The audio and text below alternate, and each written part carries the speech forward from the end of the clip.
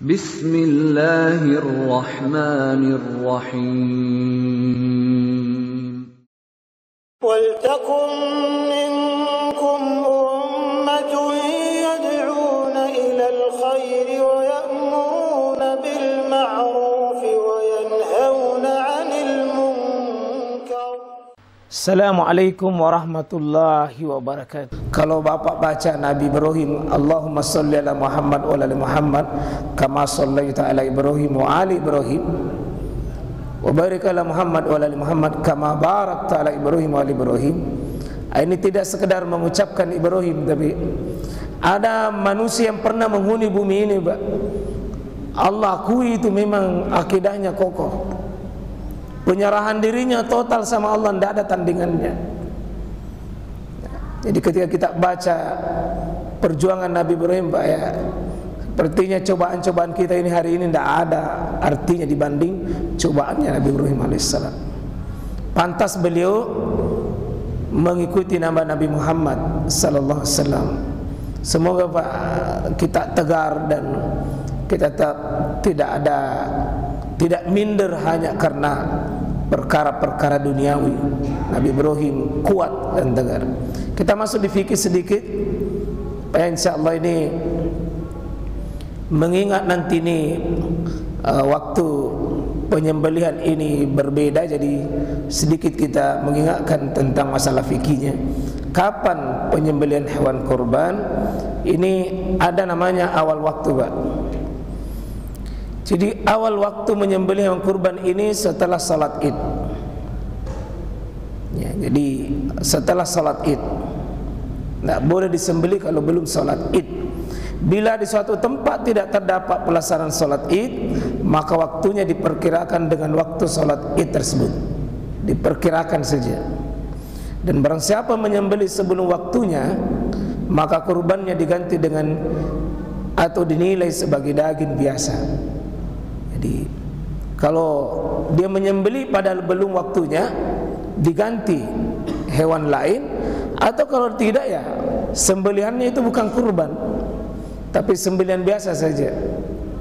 Kalau seandainya dia potong sebelum pelaksanaan sholat. Ini saya penting ingatkan karena ya kalau teori yang ada kita lihat nanti ini, ya tentu ada yang lebaran hari Sabtu tanggal 9 dan ada yang lebaran hari Ahad.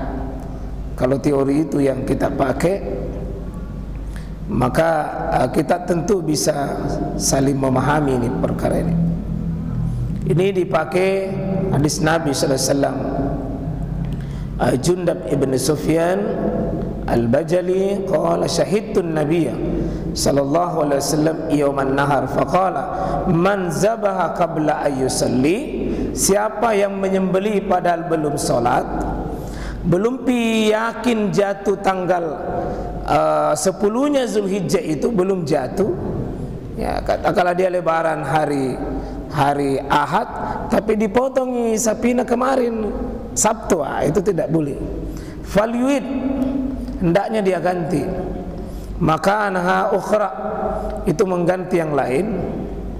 Ya, wa man lam yazbah falyazbah, siapa yang belum menyembelih silakan dia menyembelih. Jadi dia hendaknya ganti kalau dia menyembelih padahal belum masuk waktu salat. Ya, maksudnya ya lebaran hari Ahad tapi nak potong hari Sabtu. Nah, terutama ini yang berkongsi, Pak. Ini hadis Bukhari dan Muslim, jadi kita tidak ragu hadisnya ini. Ya. Ada akhir waktu. Waktu penyembelihan hewan kurban ini 4 hari. Ini pendapat mazhab Asy-Syafi'i. Ya, 4 hari. Ya, mana itu? Hari Idul Adha dan 3 hari setelahnya. Nah, ini pendapat Asy-Syafi'i.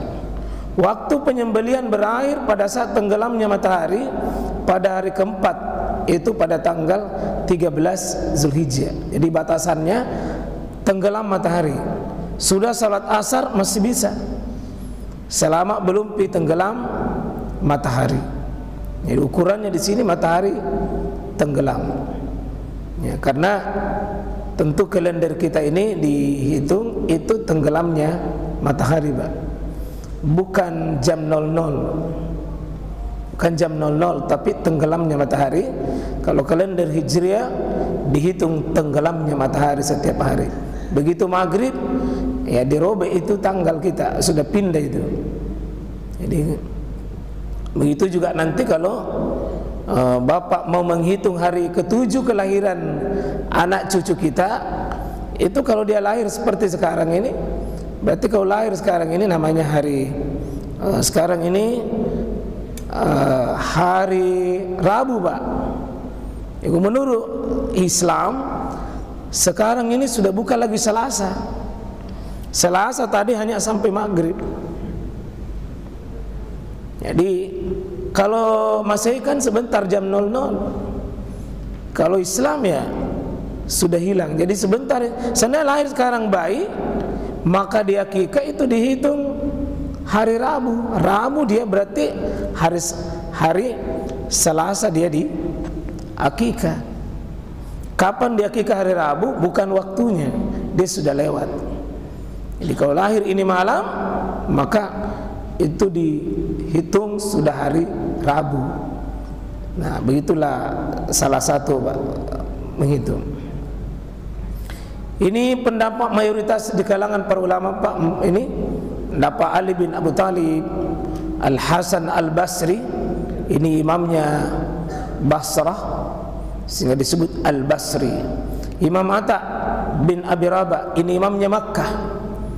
Jadi dari kalangan tabi'in, Pak, punya imam. Jadi kalau kita belajar para imam-imam di bawahnya sahabat, kita ambil ini imam-imam besarnya. Jadi kalau belajar di Basrah, Imam Al-Basri namanya. Kalau di Mekah namanya Atta bin Abi Rabah, itu imamnya Mekah. Al-Auza'i itu imamnya Syam. Kalau Asy-Syafi'i imamnya fuqaha.